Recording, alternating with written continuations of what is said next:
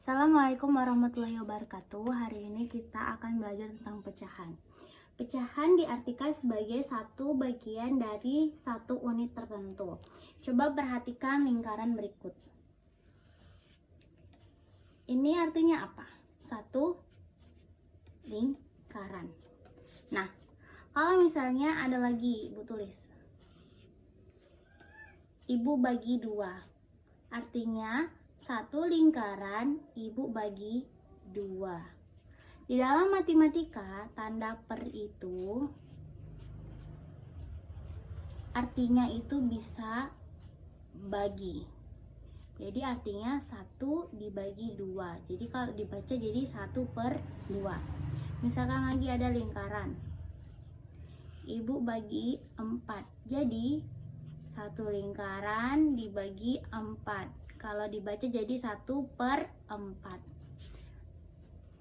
Ada lagi lingkaran. Ibu bagi jadi 8. Jadi artinya 1 lingkaran dibagi 8. Ya kan? 1, 2, 3, 4, 5, 6, 7, 8. Selanjutnya ada misalnya nih. Ada rumah susun. Rumah susunnya itu ada 5. 1, 2, 3, 4, 5. Nah, jika yang berisi itu ada 3. Rumah yang di tempat itu ada 3. Berarti gambar ini dalam bentuk pecahan gimana? Tadi ada 5 rumah kan? 1, 2, 3, 4, 5. 5 rumah. Yang berisi ada 3. Berarti dia 3/5. Sampai situ paham? Ya, kita lanjutkan ya ke jenis-jenis pecahan. Jadi pecahan itu memiliki 3 jenis. Yang pertama itu ada pecahan murni. Nah, yang disebut dengan pecahan murni itu jika A itu lebih besar dari B, di mana pembilang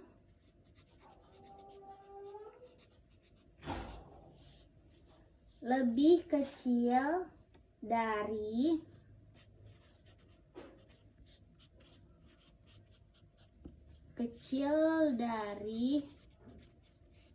penyebutnya.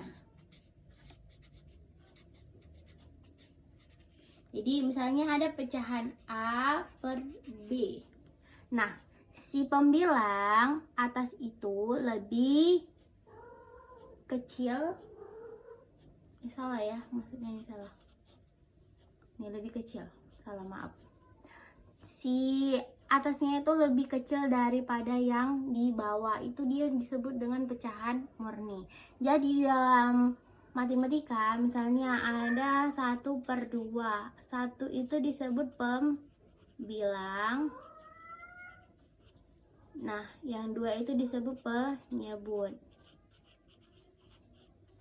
Jadi pecahan murni itu jika pembilangnya itu lebih kecil daripada penyebutnya. Jadi atas itu lebih kecil daripada di bawah. Contohnya itu ada 3/5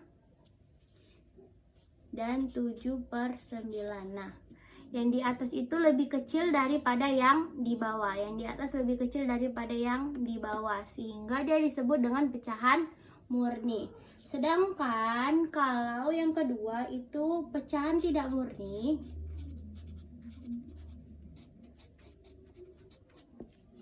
Ini dia kebalikan dari pecahan murni. Di mana A itu lebih besar dari B. Jadi contohnya, pembilang itu dia lebih besar daripada B. Contohnya ada 8/7 dan 5/3. Nah, atas itu lebih besar daripada di bawah kan? 8 lebih besar daripada 7, 5 lebih besar daripada 3. Ini disebut pecahan tidak murni karena atasnya lebih besar daripada di bawah. Pembilang lebih besar daripada penyebut. Nah, yang ketiga ada pecahan campuran.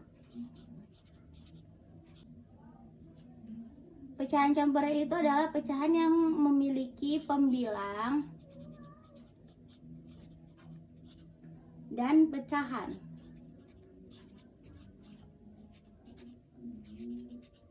Bentuknya itu A, B per C, di mana A itu adalah bilangan,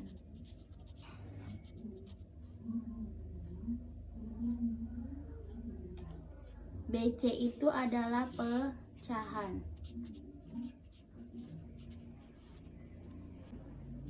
Jadi contohnya ada 1, 2 per 3. 1 itu adalah bilangan dan 2 per 3 itu adalah pecahan. Ini disebut dengan pecahan campuran. Sebelum kita masuki ke pecahan senilai, Ibu kasih contoh ya. Misalnya ada lingkaran, kita bagi dengan 8. Nah, yang Ibu arsir adalah 4. Jadi bentuk pecahan dari gambar ini berapa? Dia bilang kan dia lingkaran dibagi dengan 8 ya kan, 8 bagian kan, ada 8 bagian, 1, 2, 3, 4, 5, 6, 7, 8. Berarti yang di bawah itu 8. Nah, yang diarsir ada berapa? 1, 2, 3, 4. Berarti di atas 4, jadi 4 per 8.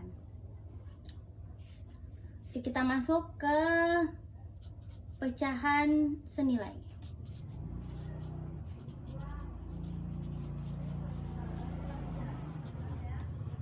Pecahan senilai adalah pecahan yang ditulis dalam bentuk berbeda tetapi memiliki nilai yang sama. Pecahan senilai disebut juga pecahan ekivalen. Jadi contohnya misalnya ada lingkaran, Ibu bagi 8, terus Ibu arsir, yang Ibu arsir sudah 4, jadi 4 per 8. Ini senilai dengan lingkaran ini yang Ibu bagi 4, terus Ibu arsir 2, berarti dia 2 per 4. Nah, 4 per 8 itu senilai dengan 2 per 4 karena dia sama bentuknya ya, senilai dia, cuman bedanya ini dia lebih banyak bagiannya dan ini lebih sedikit. Dalam mengetahui pecahan senilai, kita itu bisa menyederhanakannya. Jadi di atas harus sama kita bagikan berapa dan di bawah harus sama kita bagikan berapa. Contohnya ada pecahan 4 per 8. Nah, untuk mencari pecahan senilainya berarti yang di atas sama-sama kita bagi yang dengan yang di bawah.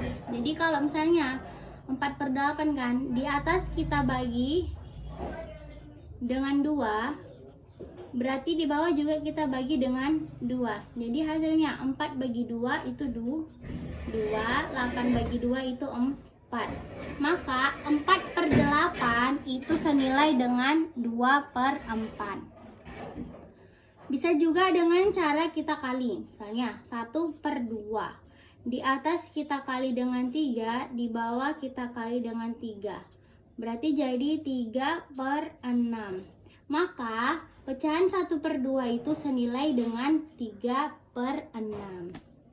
Gitu. Jadi dia di atas sama di bawah dia harus sama. Misalnya sama-sama dibagi 2 atau sama-sama dibagi sama-sama dikali 3.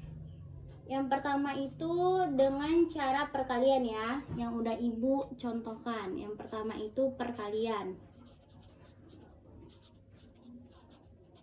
Jadi kalau di atas kita kalikan 2, di bawah juga harus kita kalikan 2. Contohnya ada 2 per 3. Di atas kita kali 2, di bawah juga kita kali 2. Maka hasilnya 2 kali 2, 4. 3 kali 2, 6. Maka 2/3 senilai dengan 4/6. Begitu juga dengan cara pembagian. Contohnya ada 6/9. 6/9 sama-sama bisa kita bagi berapa? Kali-kali berapa itu yang ada angka 6 dan 9? Kali-kali 3. Berarti sama-sama bisa kita bagi 3. Atas kita bagi 3, bawah kita bagi 3. 6 bagi 3, 2. 9 bagi 3, 3. Maka 6/9 senilai dengan 2/3.